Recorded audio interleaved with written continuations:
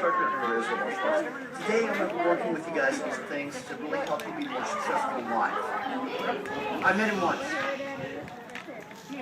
Okay, guys. Most people think martial arts is about blocking and punching and kicking and tying people in knots. One of my favorite things to do. And we do those things. But what it's really about is learning to be the best people you can be. I'm going to share some things that I share with my students. Before I ever teach my students how to block or punch or kick or snap their legs off and things like that. Before we do any of those things, I teach them 3 life skills. So I'm going to share with you guys right now. Now, what life skills are things to help you become more successful in life. Now, the first thing I teach my students is how to be smarter. Who wants to be stupid? Raise your hand.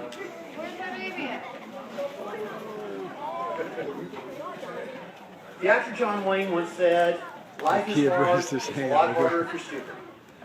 So the first thing I teach them is the 3 rules of concentration. And guys, when I do this, I'll be very quiet. I'm hunting school rabbits.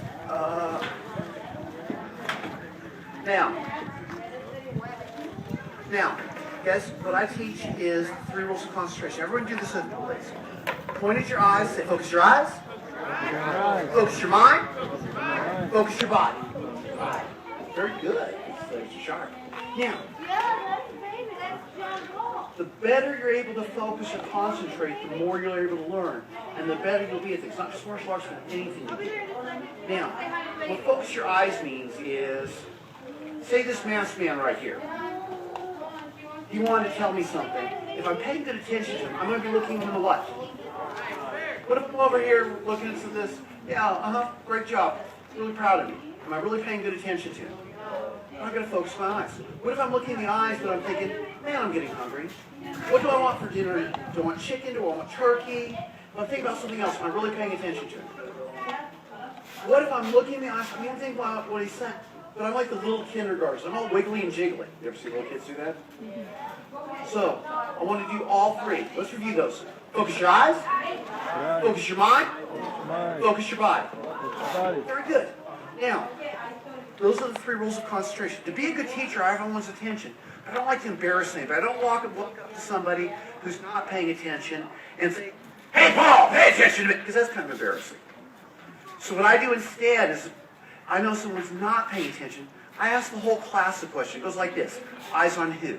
Now, if you hear me ask that, that means that someone's not learning as much as they could and being as smart as they could be. So if you hear me ask that, I need everybody in the whole group to look me right in the eyes and say, eyes on you, sir. Let's give that a try. Eyes on who? Eyes on you, sir. Who can say that a little stronger? Eyes on who? Eyes on you, sir. Careful what you ask for. You just might get it. Now, a second thing that I do, I like to mix it up between the 2 to make it a little more fun. We call it focus claps. We use that in martial arts a lot. They also use it in football a lot, too. If I say, give me clap 1, I want you to clap 1 time. When I say, give me clap 2 times. When I say, give me clap 3, you'll figure it out. Now, let's give that a try. Clap 1. Oh, that was chop suey. If we don't do it all together, then I know everyone's saying what? If somebody's clapping a little bit later, it means they're not learning as much and getting as smart. I don't want anybody to get left behind. So let's give that a try. Clap 1. Oh, much better. Clap 2. Clap 3. I told you you'd figure it out. Like I said, that's the first step of learning is concentration. Now, when you're in the classes with the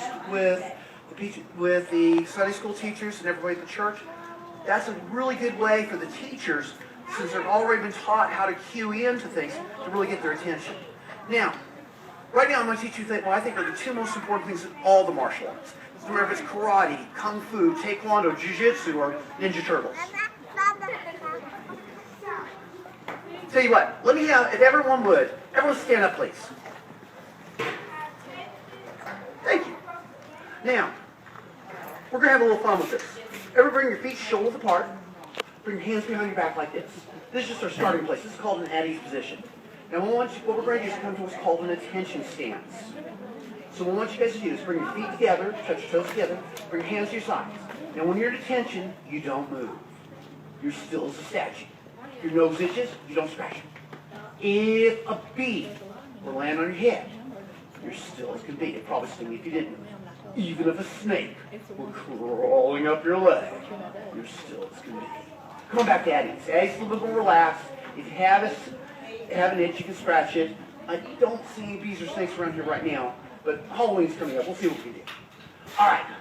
Now, what we're going to do, we use a word in our martial arts classes to practice our self-control. Oh, that's what we're working on, by the way, self-control. Do you guys say self-control? Very good. I know what you're old enough to say it, but when you say it out loud, it helps you remember it better. What self-control means, I'm going to give a younger kid's version and an older kid's version. For the little kids, we're not that little. For the little kids, I tell them self-control means to do things that are right and not to do things that are wrong. Let me ask you, guys, is hurting people right or wrong? Of course, even if they make you really, really mad, you want to punch them in the nose. We know it's the wrong thing to do, so we stay away from it. Now, for older kids, I give a little bit more advanced definition. To do what needs to be done, when it needs to be done, whether you feel like it or not. And to avoid anything to be detrimental to achieving your goals. Now, we're going to have a little contest on our self-control. I want us to kind of divide the group in half. If I can have the gentleman bring it this way. Okay, so it's just right through here. We're going to make two teams. Team 1 and Team 2. Team 1, play along with me, guys. Say, we're number 1. We're number 1. Team 2, tell them, we're twice as good. Let's see which team's telling the truth. All right, rules of the game. We're going to come to what's called an attention. We're coming to that attention stance. I use the word for my students to help them practice that attention stance. That word is discipline. When I say discipline, I want you to bring your feet together, hands to your sides. Rules of the game. You can breathe, and you can blink, but no other moving. No wiggling your fingers, no wiggling your toes, no wiggling your body, no smiling or laughing. If you move, you just gave the win to the other team. So if somebody on Team 2 moves, Team 1 takes it. Team 1, if anybody on your team moves, Team 2 just knows they rule and you drool. So we're going to see which team can take it. If you have an itch, you're going to scratch it now. All right. You guys ready? We're going to do it 3 times. That's 2 out of 3. Ready? This way. Now, I'm not in either team. I'm just moving around where I can see. Oh, I had a gentleman move his head over here first. So this one went to Team 2. Let's give them some energy. Woo! Oh, don't be a slow. If they beat your team. Okay. Let's try it one more time. Let's do it 2 more times. See which team. Ready? Set. This one. Still the same. No laughing here, man. He lost it. Okay. That one went to Team 1. Woo! You know he's never going to hear the end of that one. Okay. We're 1 and 1. Now for the grand champions. Ready? This one.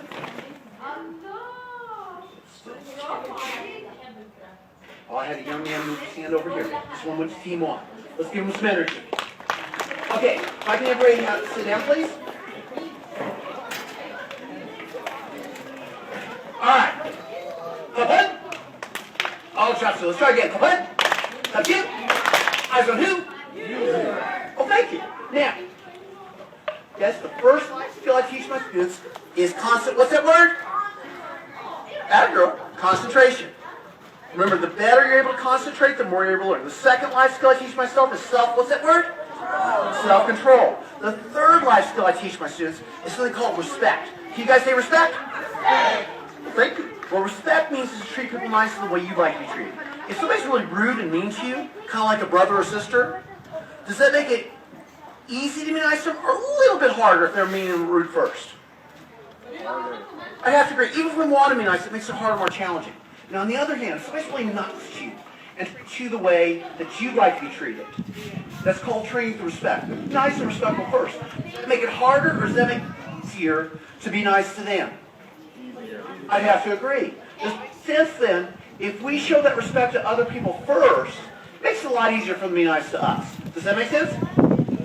Along those lines, if I ask you a question, if the answer is yes, please say yes, sir. If the answer is no, please say no, sir. Can you do that for me, please? Yes, sir. Now, I know kids aren't used to adults doing this with them, but I think you deserve respect. So if I'm talking to the boys, I'll say yes, sir, and no, sir. If I'm talking to the ladies get upset if you call them sir. If I'm talking to the ladies, I'll say yes, ma'am, and no, ma'am. Is that fair? Yes, sir. Oh, thank you. Now, today, I'm going to be talking to you about what we call the black belt success system. Now, black belt excellence is just a high standard of excellence in anything that you do in life. And my mic is starting to die. It's starting to fade. Is Sandy around? Okay, you get the other mic ready. Okay. Yes, the black belt success system is a 5-part system that we use to teach our students how to be successful in anything they do in life. I want to share that with you right now. First of all, step 1 is to set a goal. Goal setting is, if you want to be successful in anything in life, you've got to know where you're headed. Who'd like to be going down to Florida to the beach this weekend if they could? I don't blame you. Now, if you're going to Florida and you want to go southeast from here, if you start going northwest, it's going to be a long, long trip. And by the time you get up through Washington, up through Canada into Alaska, and you start to hit the Arctic Sea, it's going to be kind of wet there too. Does that make sense? You've got to set the goals of where you want to do and take an action plan to make it happen. You never set a goal without taking an action to anchor it. Now, most people say, well, I'm just not motivated. You ever have anybody say that before? Or hear anybody? They're not lacking motivation. What they're lacking is a goal that really moves them, that really empowers them. If it doesn't challenge you, it doesn't change you. The thing is about setting your goals, and what your goals are up to you, what you want to accomplish with your life. Not just what I want for you or what your teachers want for you. But whatever it is, it's got to be something that really moves you on an emotional level, in your gut. And most people, what I suggest to people is create a goal that is so strong that you can't do it. People are like, huh? Until you grow into the person that can make it happen. The second step 1 is set a goal. Step 2 is get the ball rolling. Take action now. You want to take massive action to make things happen. How many people do you know that sets New Year's resolutions? How many people do you know that, I'm going to quit smoking, I'm going to lose this 20 pounds, I'm going to do this, and by January 4th, it's all gone. You've got to start with massive action. You've got to have a game plan. You've got to go towards it. Then you've got to make what we call course corrections. If you're flying in an airplane, say I'd really like to take a flight to Tahiti. I've never been there, but I've been told it's really beautiful. You know that if you're taking a plane trip, over 98% of the time, the plane is off course. But they make constant adjustments until that pilot can land it basically on a dime right on that runway. But 98% of the time, that plane is off course. Or if you're sailing in a boat, if you've ever seen anybody actually sailing using the wind, you never go in a straight line. It's always adjusting to the wind current. Whenever you're setting your goals, you have to be adjustable to what's happening. Then, once you've got a successful program, once you've got a successful way of getting to your goals, then the next step is to make sure that you... Clap one. Some people are closing off. Clap one. Clap three. Clap two. Eyes on who? Yes, sir. Thank you. Now, guys, the next step is... There's a Japanese word. Ever say Kaizen? Kaizen actually means constantly improving step by step by step by step until you reach your goal of whatever you're trying to accomplish. Now, in the martial arts, we have a built-in system of goals. For most martial arts systems, they start at white belt. And it basically means you're a beginner, you don't really know what's going on. Does that make sense? Yes, sir. Now, as you progress step by step and step, there's usually 10 levels between white and black belt. And then within black belts, 5 to 10 levels of that. Now, whenever you're going for something, you want to make that constant improvement. By the yard it's hard, by the inch it's a cinch. Taking it step by step by step. Now, that leads to what we call mastery. Now, mastery isn't power over other people, it's power over yourself. The author, Stuart Emery, once wrote, "Mastering one's career and consciousness growth simply requires that we constantly produce results beyond and out of the ordinary. For most people, it starts with technical excellence in a chosen field, and then with a commitment to excellence, we can create miracles. When we speak of miracles, we speak of events or experiences in the real world which are beyond the ordinary." Now, I'm going to finish up with you guys with a little bit of thing. This is going to be kind of a participation thing. So it's time to wake up. Cup one, cup three, cup two. Eyes on who? Eyes on you. Okay, guys. I'm going to teach you what we do to create champions in life. Now, I'm not trying to brag or impress you, but I'm trying to impress upon you. I kind of have a little experience with this. Because I am right now, for my age group, the decrepit old men, 50 and over, I'm right now the current world heavyweight champion in the sport of jiu-jitsu. Jiu-jitsu, if you ever watch UFC, that's where they tie people in knots. Okay, I'm going to snap your arm, I'm going to choke you out, kind of like wrestling but for real. Does that make sense? Yes, sir. Now, in winning my world title, there's 3 steps that I want to share with you. Number 1, everybody say attitude. Attitude. Oh, you can do better than that. Attitude. Attitude. You've got to have a positive mental attitude. You've got to believe that you can. I didn't create this thing, but if you believe you can or you believe you can't, you're right. And what I mean by that is, if you knew you could do something, it might take a little bit of work, but something you wanted to do and you believed you could, would you go for it 110%? Yeah. Now, on the other hand, if it's something that you thought, well, okay, I'll try, but you didn't really believe you could, how much effort are you going to put into it? Not that much. So that belief, yes, I can, is one of the things that activates what we call your personal power. The power to really take your life to the next level. In a few minutes, we're going to be doing a drill that's going to help you understand what we talk about in empowerment. Now, the second thing is determination. Do you guys say determination? Okay, got everybody stand up? Oh, too slow, go back down. Guys, if I throw a punch, slow, was that a good punch? What if is that better? Yeah. Alright, so I say class up. I want you guys to stand up, come to that Addie's position as fast as you can. Let's see which team 1 or team 2 can get the fastest. Ready, class up. Oh, that one went to team 1. Let's try it one more time, back down, because some people are kind of slow. Let's see if everyone can do it fast. Ready, and no, it starts. I like the enthusiasm, but we gotta be fair. Alright, class up. Alright, clap 1. Clap 3. Clap 2. Eyes on who? Thank you. Now, first thing was attitude. The second one is determination. Let me ask, by a show of hands, who'd like to go to college? Great. Go and put your hands down. Now, yes, who would like to go to college for 3.5 years, but it's like, oh, that's okay. I don't even need to graduate. Who wants to go to college, spend the money, spend the work, and not graduate? If your parents, for you young people, if your parents worked hard enough to send you to college, and last semester you told your mom, hey Mom, I know you worked a lot of extra hours to send me, but I'm bored, I'm quitting.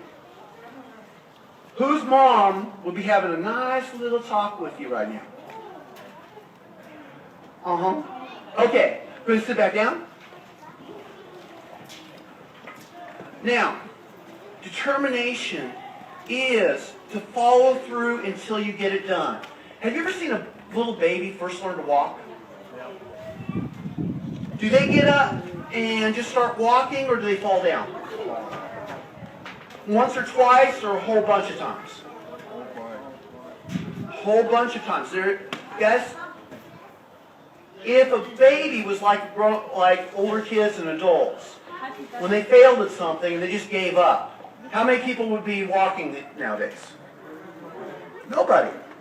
Guys, you have to have the same determination you did when you were younger. You keep doing until you get it done. And that's what determination is. Now, perseverance is very close to that. That's our third thing. Do you guys say perseverance? Perseverance. Perseverance means to keep going no matter what the obstacle is. It's that kaizen, that constant, never-ending improvement, to keep going until you get it done, whatever your goal is.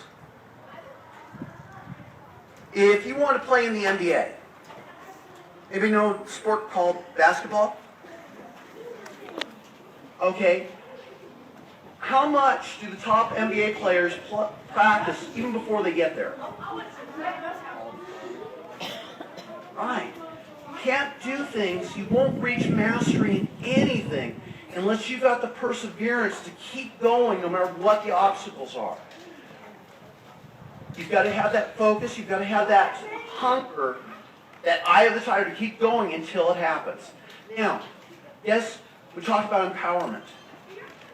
I'm going to review what we just went over today, and then we're going to do a little drill to help you with that. Now, people ask, what's breaking boards for? Honestly, it's not something we do very often, especially in jiu-jitsu where we tie people in knots. But one thing I like about board breaking is it shows people they could do something they didn't think they could. Can I put my hand through an inch of plywood? Does that make sense? All right, let's review the things we did already. First of all, first life skill. Constant, what's that word? Eyes on who? Top one? Top two? Top three. Now remember, when anyone's talking to you, always make that good eye contact. Kids, when your parents or teachers are talking to you, make sure you're looking them in the what?